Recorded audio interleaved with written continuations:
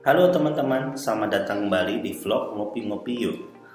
Hari ini kita akan bahas sesuatu yang mungkin terdengar serius, tapi percayalah, ada sisi menyenangkan dari segalanya. Apa itu? Tentu saja POAK.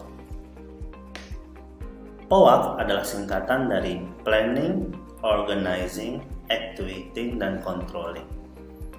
POAK sendiri adalah konsep dasar dalam manajemen yang membantu kita mencapai tujuan kita dengan efisien. Tapi tunggu dulu, jangan terlalu serius dulu. POAK ini tidak hanya bisa dipakai di kantor loh. Kamu juga bisa menggunakan POAK di kehidupan sehari-hari. Jadi, yuk kita bahas satu persatu tentang POAK. Pertama-tama, mari kita mulai dengan P dalam POAK, yaitu planning. Bayangkan ini seperti membuat rencana untuk perjalanan seru. Kamu ingin pergi ke suatu tempat, nah kamu butuh melakukan perencanaan untuk sampai ke sana dengan lancar. Jadi, buatlah daftar apa yang perlu kamu lakukan dan bagaimana cara kamu akan melakukannya.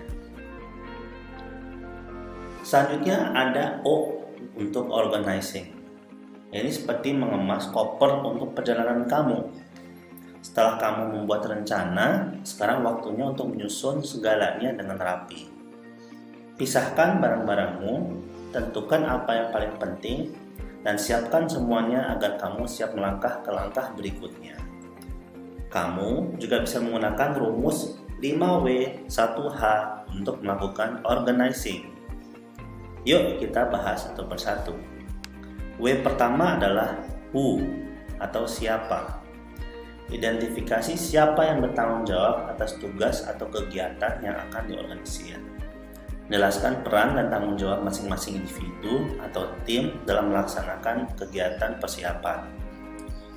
Dalam hal ini misalnya siapa yang menyiapkan kopernya, siapa yang menyiapkan kendaraannya, siapa yang melakukan survei untuk melihat situasi dan kondisi tempat yang dituju, siapa yang menyiapkan makanannya, dan seterusnya. W kedua adalah what atau apa. Tentukan apa yang perlu diorganisir, pastikan untuk memiliki pemahaman yang jelas tentang tujuannya. W ketiga adalah when atau kapan. Atur jadwal atau tenggat waktu untuk setiap langkah dalam proses. Pastikan untuk mengidentifikasi waktu mulai dan selesai untuk masing-masing tugas atau aktivitas yang perlu diselesaikan. W keempat adalah where atau di mana.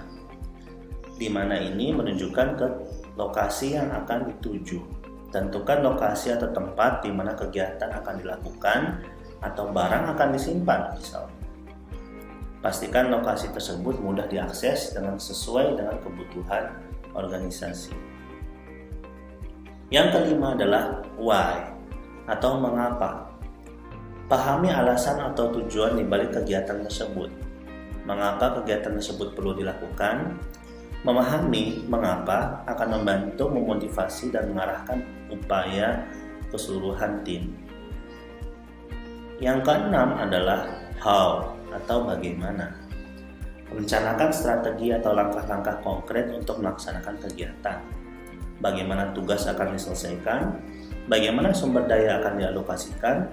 Pastikan untuk memiliki rencana yang jelas dan terperinci untuk menjalankan organisasi dengan sukses. Itulah 5W1H dalam O atau organizing.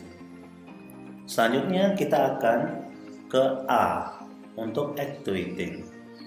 Ini adalah saatnya untuk melakukan perjalananmu. Ambil langkah pertama dan lanjutkan. Ingat, perjalananmu mungkin tidak selalu mulus, tapi yang penting adalah kamu terus bergerak maju. Terakhir, tapi tidak kalah penting adalah C untuk controlling.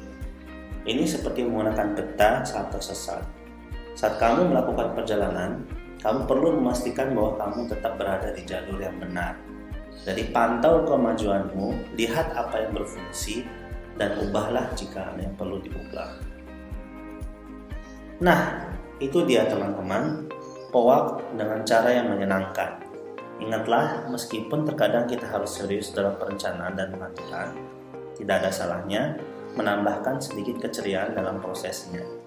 Jadi mari kita berpetualang dan capai tujuan dengan senyuman di wajah kita. Sampai jumpa di petualang berikutnya, dan jangan lupa untuk selalu menikmati ngopi-ngopimu dengan penuh semangat.